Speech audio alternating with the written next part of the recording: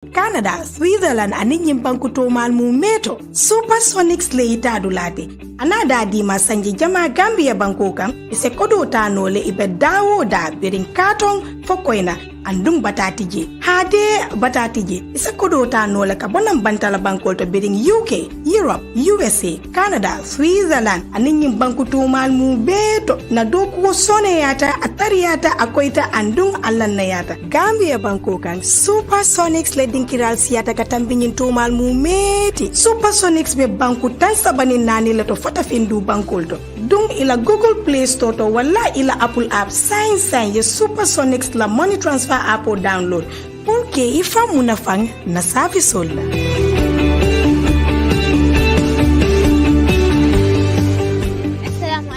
Baden jibelal himbe Gambia katafo gamme bantalan to lang gamme talents TV murtale nambi kanyinin kar ko kula mimbe den ni night patrol mimbe kirin nata wel sisate kono ka mol nyinin kan ni ka kacha kula mimbe den ni night patrol itole minalo ni night patrol la kur ani night patrol itole ya nyaadi le for night patrol fatelem best solution ti government can offer mbadingol comme ça ngundalta kakale nyama manta fenkele mbadunali kono tole ka mol nyinin ka. Yeah, my name is Wisdom Ginika.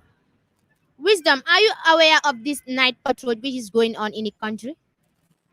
Well, what I have to say about this is because those days, back in the days, we don't used to see such a movement in this country.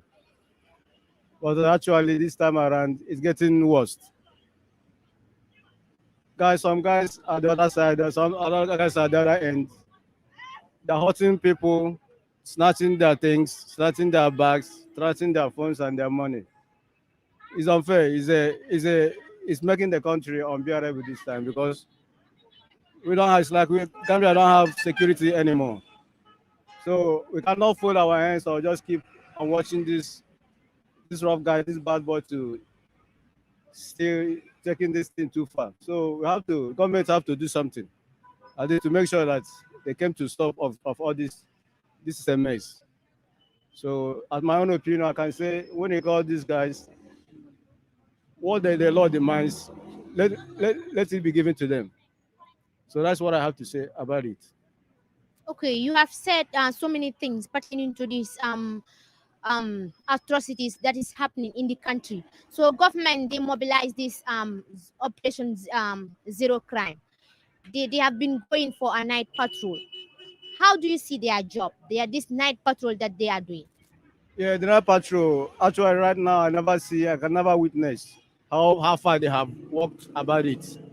But I'm sure since there's night patrol through the government have been placed on Putin, I think they will do something about it. On my own behalf, I plead the government. I urge them to do a nice work to make sure that these bad guys. Like last week, I saw. One of my guys called me and telling me about slaughtering of people, cutting their private parties. This thing is I don't know what it's about. This is a mess. In Gambia, we don't see such a thing, but this time around, I don't know what is happening. So let government try to make sure that they handle these guys very well. Give them what they want because I think they need. When they catch one or two of them and just give them what they need, then the other ones from there will learn. So the government let them try and do something about it. I know that they can do well. They will do well about it. Do you think this night patrol that they are doing can be the best solution to reduce this crime rate in the country? Yeah, of course. The night patrol is gonna make a very long way for it because the night patrol will make when they saw or they noticed that there's such a thing going on, it will make them to restrict their movement. So it will help a long way. Yeah. Ntomo Jibu Sidibe. Jibu Sidibe fo ya kalam to nyin night patrol mi bakeka. Es nga kalam dale. Ita samna fono mo lewo. Well, abita tale but ka Kenya minte ma support. Nibe mo krungol hontla. E mo nyana disclose the media to. Because mafia ni la silo lo rek kata silo mina rek ifa mbalo na le be bit la nya agenda kala surprise read lati ila strategy position so low ye invade along ibe min kele ya kila because ni muta mo be walo na la fonten so man jari ta media to ibe video ta bulale no ba kila social media to dunia buka ta mo nya nyanta tambe wala le ite ni be sumo mutala yera la ba fala ko nkanare ha ngedele jinika no kulbo ko nya ndefo mon security karan defo ngal nako ya kenya mi ngabita le min ke kan abita bori ka kenya mi is wrong wo hani moy man security fon karan ibalu no ko banka wonyati e bare na security personnel na technocrats so libre do ko ke ya no san yebule do ko ke ikana interfere la do ko kono you know foi mu minati foi mu politician de foi minati mo bula yela do ko ke ali ta do ko ali trust ali bula do ko ke mino ñinti albe bula le normal be video la ba sen la social media to mo be ba jela abon correct sen fodi am la ñin net petrol mi ba ke ka ba mo fatala la na banko ka asa tala nole but Serekunda jang central jang Serekunda center jang jam mangaraw ba jay se security dan tambula janne but nañi fonkol to atonding ruhal to tenting wala importanta ñin dulal min ka dibitenting añin ko ñi mesongol ting ku jamal ke kaw to mol bu ka kala muta you know so ye du wol fananto ya understand ye du wol fananto is very important but tema jang sungo bu ka tambi jang ko sungo ko ene ay sungo sila bata sungo ka ko silol ta bagu ya kolta so ruhal nañ du ko ruhay wolon koti so fodi am la ñin non best solution ti government sami ofano o fanan ye do ko fanan create because ning funding kel man do ko frustration of sharing ne Senegal ha bunta je biring ñobo do ñing fenkata no because funding kel jama involved no ñobo ngoto biring ñobo ngolota you know agressé ñin siata par biring ñobo ngo start ko te ka atalata because itrente sembo bela you know ñanta do mo ro kele ñanta ha jol jare man ko risolo ni mo benta silo kan di boko no ko do babu be boyla kan ko so wala hapunta so ye do ko create dia mo manke dia mo banku sambote ye di ko create mo you know sa yamira no man sakunda samina keno differently ita mo keno different ku do la keno cardio different from night petrol evle night petrol be hata la bari tilibulo fanan biro wonte gara solto ni ajube ndongol bije e katar quartier la jumane license dira wala bulkana quartier la je e be molla dépasse ko dol tale bulu anu ni la ko ta ko musol je ko mboje foy bu kala be kala nyami police ko tambile be quartier la wala bu ko stop anu ndongo kilingol suto wala kata ke crime sol boy so security nyanta kala tilibulo ni suto be la manko ko olni suto dama tilibulo ni suto be nyanta kala walti okay abaraka ba okay ifana abaraka Serigne la tuda Serigne Diouf fuñ tollu ni gis ne rey yaangi bari ci Gambie bi and government def introduce patrol night bu introduce ba yëg nga lool waaw yëg naa ko bu baax a baax maa ngi ko rafetlu bu baax di rafetlu tam comme like ni ngeen jugee pour wax si dëkk bi fi mu toll nii time bi dafa jot yàgg naa jot sax waaye time bi moom dafa raw mu mel ni rek am right now sooy bàyyi xel last 3 months 5 months si gannaaw dëkk bi li fi xew dafa ëppa dafa jar nag jug taxaw seetlu ñu teel ko taxawal bàyyi loolu pour loolu mun a génn waaw bokk na si li nga xam ne mooy comme naka pétrole bi ngay wax noonu dafa important waaye important bi yëpp nañ ko defee fi nga xam ne tamit foofu la njariñ bi di feeñee waaw mooy li nga xam ne mooy xale yi nga xam ne fi nekk ni right now ku nekk xam na ni àndatuñu seen sago lan moo ko waral nag lu ci ëpp doole tricoté bi yëpp drogue bi la because of drogue moom boo ko usee dootuloo xamee doomi adama ak bàyyi ma buy dox comme mu mel ni war nañu gën a fight bu baax a baax si wàllu drogue bi fexe loolu nu moo jeexee Gambia parce que right now nu moo demee fi nekk ni is too much because of soo xoolee rey yi daf daan am waaye soo ko déggee mun ngaa toog ay 4 years 3 years doo ko déggaati because of suma fàttali ko suma taayami xale yaa bori si étis yi li amutoon wala su amee sa yow danga soo ko déggee sa da ngaa tiit waaye léegi xale yi dañ ko dee foye li ko ëpp nag li si tax li gën a bari dañ war a bàyyi xel si wàllum béel man si wàllu béel bi laay wax béel bi dañ ko war a moytu parce que li tax mooy xañ na nga sooy béel nga béel koo xam ne su génnee dina jaral société bi important njariñ wala nga xam ne ku ngay béel mistake moo koy yóbbu fu mu dem waaye ku ngay béel nga xam ne am na cases ñaata yoon si police bi comme mu mel ne kooku soo ko béelee su ñëwaatee itam dafa indiwaat di same thing kon wàllu béel mi war nañ ko waxtaan ñu saytu ko bu baax a baax seet ko ba nga xam ne képp ku ñooy béelati dinañ xam ne kii dañ ko béel ndik mu jug defarwaat ngir dina bàyyi liñ ko téewee woon waaye koo béel tey ne fu mu jógee balaa muy àgg këram sax mun naa dugg si yeneen problème loolu war nañ si bàyyi xel bu baax a baax comme daal yow si sa gis-gis foog nga ne xale yu dee jël drogue bi moo bëri loo rey yu bëri si dëkk bi waaw parce que soo xoolee daanaka xale yu ko def age bu ñu am waruñu am fiti doomi adama fiti rey xar sax waruñ ko am mais kon bu ñëwee bay am fiti di rey ay doomi adama da nga war a xam ne ànduñu seen sago waaw du ànduñu seen sago te loolu rek la because of nañ ko waxante ñun ñëpp di fi xew ñun ñëpp gis nañ ko te loolu man famille yi rek laa ci bileem because of xale yi fuñ dee usé li ci ëpp seen bunti kër yi lay doon kon loolu moo gën a war a foofu la gars yi gën a war a commencé waaw mu mel ni daal ñun population bi ñoo war a dimbale seen bopp balaa sécurité bi di ñëw waaw si biir kër yi because of am na time boo xam ne sécurité bi du mun a ñëw fanaan sa bunti kër o mu fanaan sa biir kër yow mu fay fanaan ak sa njaboot yaa leen di tàggat si loo xam ne den ëllëg su sécurité bi ñëwee dina yomb ak ñoom waaye sooy nëbba sa doom di ko laaxa ku laal nga ne kii dafa bañ xale bi kii buur xale bi dunda kii xale bi daal naa nga xam ne lan la ko def fekk ne boobu yow yaa ngi jël safara nga sànni ko sa biir armoire bi ëllëg dafa taaka su taakee daf laa laka bu baax a baax a baax. yow foog nga ne night patrol bi dina wàññi crime si. waaw dina ko wàññi because of night patrol bi dafa important because soo xoolee laas comme bi Covid bi amee fii nii lu baree bari dañoon na te nit ki nag su fekkee tànki jaama lay dox fu mu doxee ba 12 o'clock comme suma gis-gis wala xapaas 11 war naa mun a delluwaat si jaama su fekkee ne nag kii liggéey la xam ne moom night lay moo liggéey kooku maybe suy liggéey tamit da nga koo fekk mu nekk comme kuy garder oo koo xam ne mi ngi si facture yi day liggéey guddi waaye kuy taxawaalu moom du mun a wax ne taxawaalu bi mooy liggéey guddeem kon xam ne beneen façon liggéey la amee bu wutee ak liggéey loo xamante ne bi jaama la daal. foog loolu tamit like night patrol bi niñ ko defee waruñ koo def like openly ñëpp ñu xam ne night patrol la mais bi suñ ko defee noonu ñeneen suñ buggee def dara sax duñ ko def kon ñu ngi xam ne mu ngi openly muy social media everywhere. waaw man li nga xamante ne bi sax moom laa si gën bugg a mooy gis nga pétrole bi man li ma bëggoon buñ koy def mu bañ a nekk loo xam ne dañ ko yëgal nit ñi man bëgguma ñu yëgal ko nit ñi waaw dama bëgg a parce que nit ki soo ko waxee maa ngi ñëw du la xaar soo ko waree def nga mobiliser ñi nga war a mobiliser yëpp bul wax date bi bul wax time bi because of boo waxee léegi kooku daf laa xaar yow organiser sa bopp bu baax a baax a baax a baax ba soo jógee di dem koo fekkee ñu ngi ko fekkee su fekkee lu jub la du la jaaxal su fekkee ne lu jubadi la da nga xam ne kii ku jubadi la waaye su fekkee ne nga ne yaa ngay ñëw pour dem seet gaa yi def naka su du noonu su fekkee ne man dama koo def dama laaxatu o ma bàyyi si bés boobu noonu ba nga xam ne dem nga ma delluwaat si loolu kon li important mooy nga betta leen mun a xam lan mooy dëgg bi ak lan moo du dëgg bi ko sax soo leen yëgalee tam fooguma ni daal di nga mun a faj li ngay faj.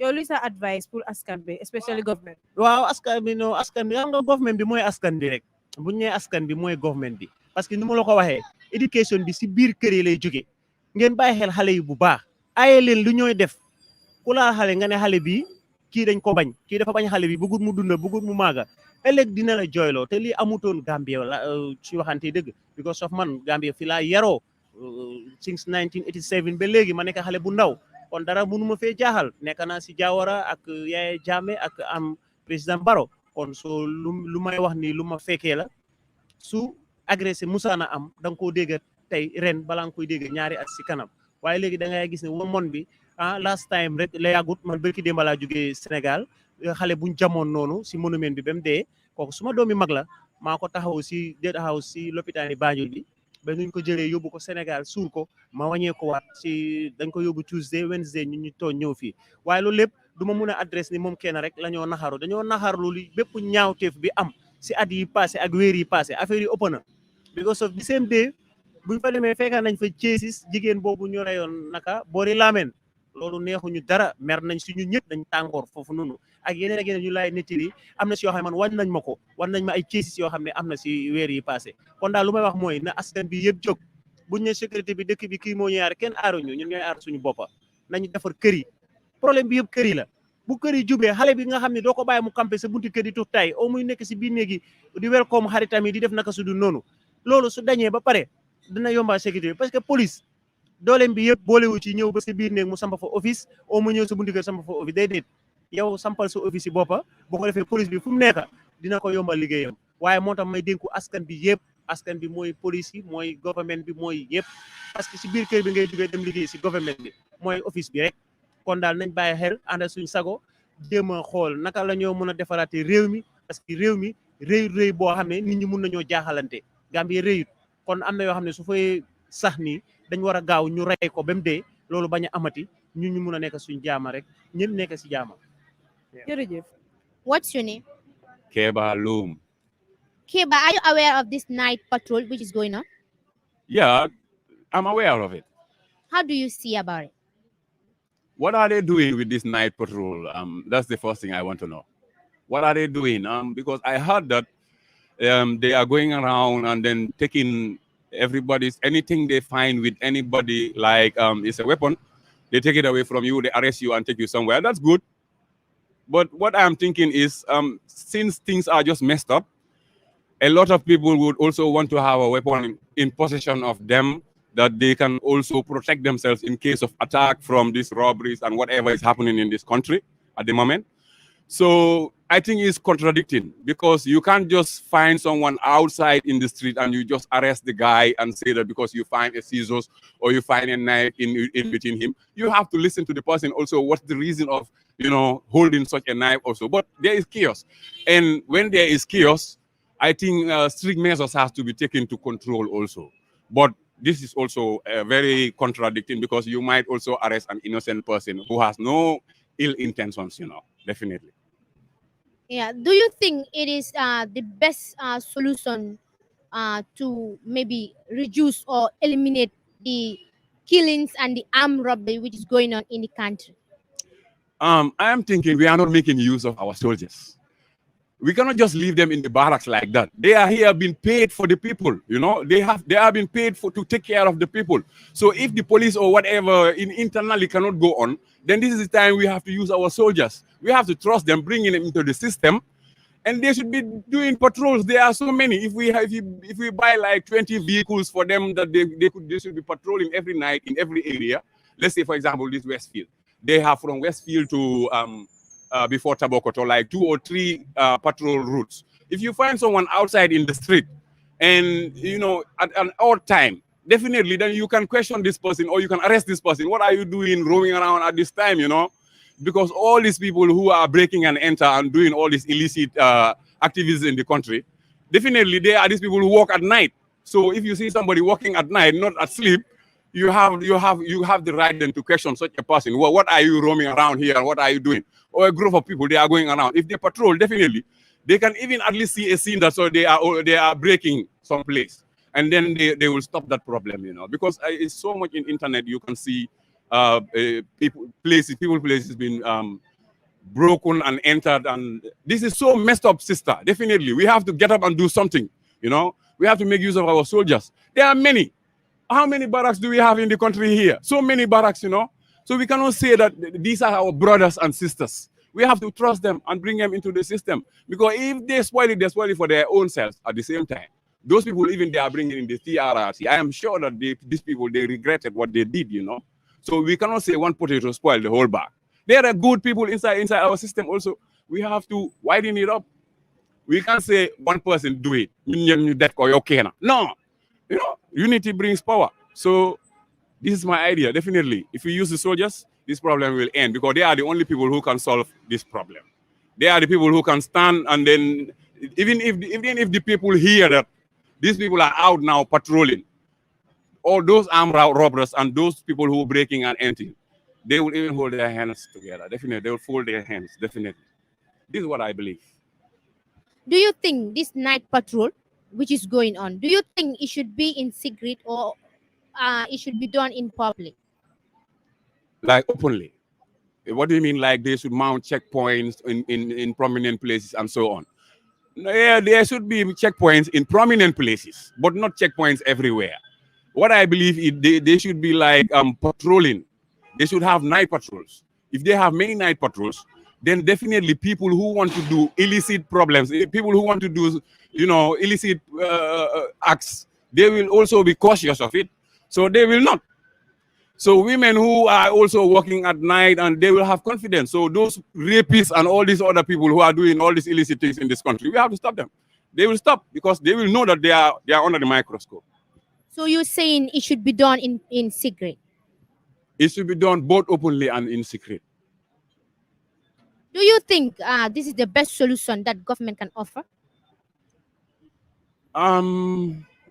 What government can offer definitely is diverse. It's a lot, because government is the head of everything. So if anything goes wrong, the only place to blame is government. because they are the head. Now, if you want to do anything in this country which you know is against them, they will stand on it. They will stand. Definitely, they will come out and say, no, this will not happen. So where are they in these other things? Me, I travel the world. I see in developed countries, women and children are respected. Definitely. In Gambia, what are they doing for women and children here? If women are raped outside, this is a shame to the country. Definitely. This doesn't have to happen. It's our sisters. No one would also be praying that your sister be raped outside. So this thing is paining us, you know. This is something we have to wake up. Gambia has to wake up. We have to be police of ourselves. And then we run this country for ourselves. We cannot wait for people outside to come. People outside, the only time this international world will come outside and help us is when we have chaos, when we are dying already. Look, the time they came here, at the time of the impasse, when Yahya Jammeh said that he will not go out, then this is the time they intervene. This is the time they will come. So we don't have to wait for them. We have to do it for ourselves. You know, we have to wake up. We are the government. You know, it's not Adam Barrow, it's us. You have for the government and the people? Government should be like, they should focus, definitely, finding solutions to problems. For example, in this country, we are ranked like a third country. I think because if you go outside in the developed world, you will see that what is making them tracking their problems. They also have problems, but what is making their system working is because they're together. Government has to create a platform that this country, we have to come together, sister. We should not be thinking politically all the time, you know. We should be thinking that we are one, irrespective of our differences, our tribal differences, and so on. This is what is developing the outside world. If we join our hands together, we forget about our political differences, we come together, we have a proper system in place, because all the developed world is proper system that took them to that level. So the moment we don't have proper system, we can't go anywhere, sister, because the system is not proper still. Because if they say no one should cross here, you will see people crossing there. Still, the system is not correct. Proper system is what will develop a country. So if we don't have it, we will not go anywhere. We are just here talking about politics. Who will sit there? Who will do this? Who will be here? This is not the solution. The solution is us together. We come and see a better system. We put it in place and we all follow it and we all respect it, you know, and we all be ruled by that. Then we will go. This is my advice. Comme ça nga fale nyame Gammentalen TV len dun tale kono tole ngaje ko mul jam ta kula mimbe den dinga mim fo comme ça mul nyinin kala kula mimbe den nyin night patrol makir nga moy molla modol ko night patrol is a good initiative nga moy dol lamin fananko nyin night patrol amantara amanke good initiative. The government should have offer a good initiative which is more than this night patrol that they are doing. Ngamol nyinin ka kula mimbe den comme ça tole night patrol tole ya nyamen dol ka foko abete ata dol ka mambete nga nyinin ka ke fana fanya dekel in secret for in public muhammadi dol yela miro itani ko anyanta kele in secret dol ko anyanta kele both in secret and in public. Madam comme ça nga nyina sotale Gammentalen TV len alkana nyina ka subscribe, like, comment and share. Mena camera man kontona minketa hazat lit an na timumul Mariama ning hawa ala baraka bake. African Oriental Store Africa fii si biir America ñu ngi leen fi amal seasoning ak lépp loo leen nam ma biir Gambia diwtiir ak bagaasi ndekki yi ngeen soxla can beef African Oriental Store andil na leen ko si seen heavy boti ba tey it amal nañ leen netetu gerte noflaay yéet ndawal African Oriental Store nag mooy bitik bi nga xam ne lépp loo leen soxla mi ngi si biir amal nañ leen maalo leket tame inde addi cuuraay waaye it fàtte wuñ suñ góor yi nga xam ne ni den tële seen néegi sëy yi African Oriental Store indi na leen garab goo xam ne ni dina leen delloo seen kàttan ba tey it ñu ngi leen amal abaya dàll abaya boo munti xalaat bu jigéen ñu ngi ko fi am waaye it fàtte wuñ góor ñi amal nañ leen xaftaan ñi amal nañ toobaan cuuraay African Oriental Store nag bagage yi nii fépp foo nekk si biir Canada bi ak US di nga ko mun a am ndaxte ñu ngi leen amal shipping African Oriental Store Africa si America fii si Everett Washington